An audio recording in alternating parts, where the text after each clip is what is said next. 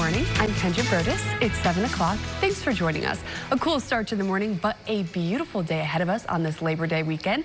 Let's get right over to John DePasquale. Good morning, John. Good morning, Kendra. Your get-up here is very apropos. I got to get it in before it turns fall, and then my yellow goes out. But you actually use the word perfect to describe what's going on later today. Yes, the sun. The sun, exactly. A lot of bright sunshine going to be shining across the area, Kendra, and it'll be a little warmer than it's been the last couple, 3 days. Okay, so good news if you like it a little bit warmer and want more sun, you're going to get it. Tower camera showing all that sunshine here. It is a cool start, like Kendra mentioned. I'll talk more about that in a moment. Radar is nice and quiet. We'll stay that way, and there are the temperatures.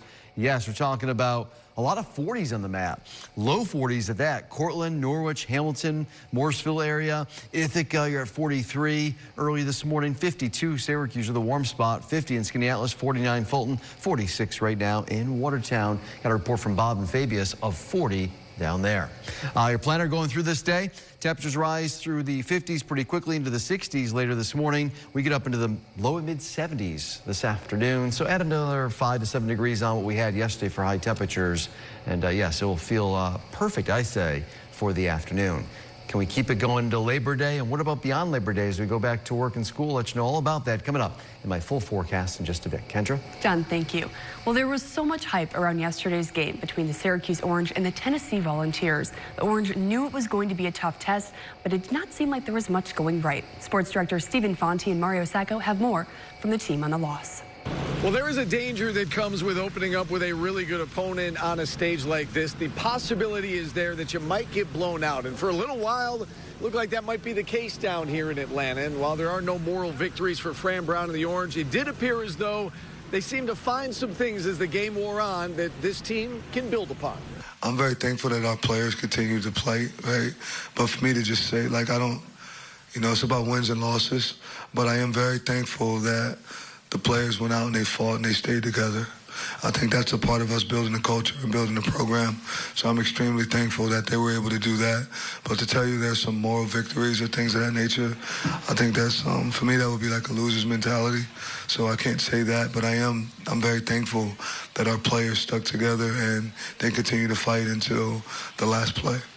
Mario Sacco joins me now, and Mario, mixed reviews for Steve Angeli. Threw for over 200 yards passing, but had 2 very costly turnovers. You got to protect the football. In the first quarter, he fumbles the football, scoop and score for Tennessee.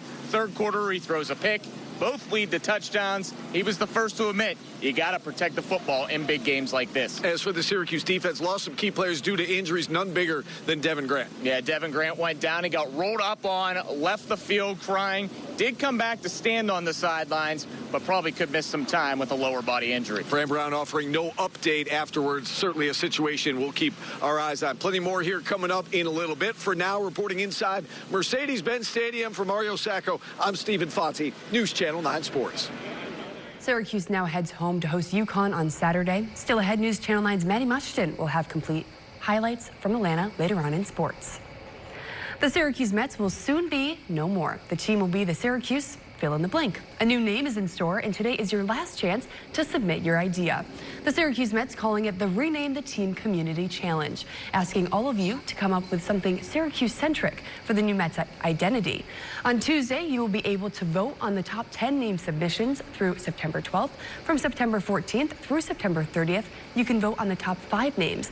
The new name of the team is expected to be announced in the fall of next year, but the name change won't officially happen until 2027, and we have that link for you to submit your idea right at localsyr.com. Well, it's been nearly 3 years since the Baldwinsville community lost 14-year-old Ava Wood, but her legacy continues to shine through at an annual memorial soccer tournament held in her honor. Ava Wood was killed back in January 2023 in a murder-suicide. Yesterday's tournament included a 19-second moment of silence, which served as a personal tribute shared by each player in their own way. It's definitely a really good part to, personally me, I just like talk to her during those 19 seconds before. Other people definitely do different things, and I think that's what makes it special. It's like personal to everyone, whatever you want to do during those 19 seconds to remember her. Yesterday's event was used to bring everyone together to remember Ava's spirit and kindness. Let's take a look at those Labor Day gas prices. Here in Syracuse, it is going to cost you $3.14 per gallon to fill your tank. This is up 4 cents since last week. But when compared to this time last year, we were paying $3.46 per gallon at the pump, 32 cents more than we're paying now. More than 100,000 people cruised through the fairgrounds yesterday, making it the busiest day yet. With only 2 days left, you still have time to grab your walking shoes and a quarter for strawberry milk and hit the fair. Activities kick off early in the morning, so if you'd like to start your Sunday at church, there's a Catholic Mass happening at 9:15 at the Empire Theater on the fairgrounds. After the Catholic Mass, there is a fun lineup of concerts you can attend. Starting at 1 in the afternoon, it is a concert for the kiddos as Blippi brings their Join the Band tour to Chevy Court. And then Free Your Mind with En Vogue at 6.